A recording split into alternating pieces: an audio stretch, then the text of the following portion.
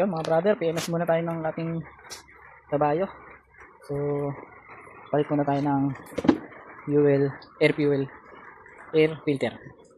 So dahil sa pagpapalit ng air filter mga brother, tataas nyo lang yung upuan ng kabayo natin.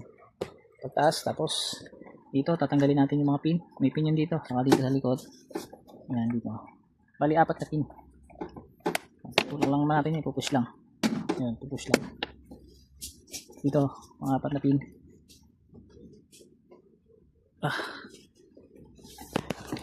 Kakapain lang natin yan. Yun, tanggal na. So, kampirin mo na iangat. Pagkatapos na iangat lang natin yan. Pag naiangat natin yan, matudukot na natin yung air filter. Tapos pwede na natin palitan. Right?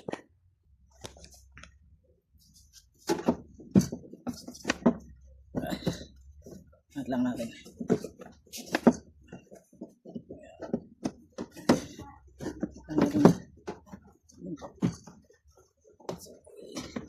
Dudukot na natin ito.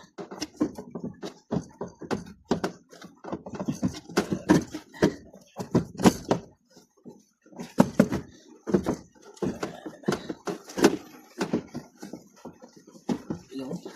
Ayan. So, madumi na. Ayan.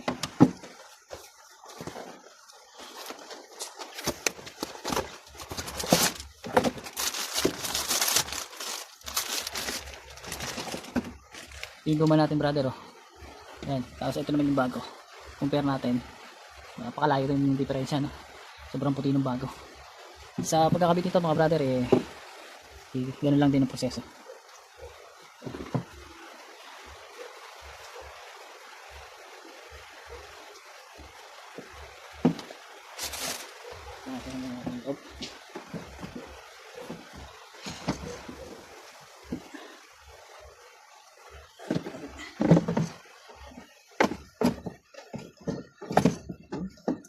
Pasok na.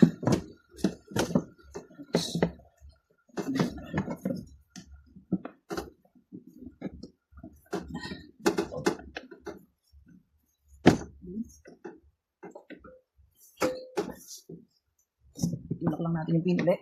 Yun.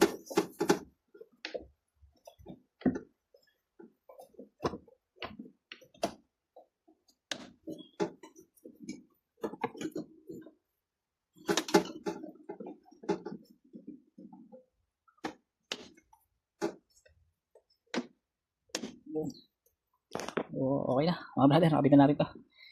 Ito, sobrang dumi na.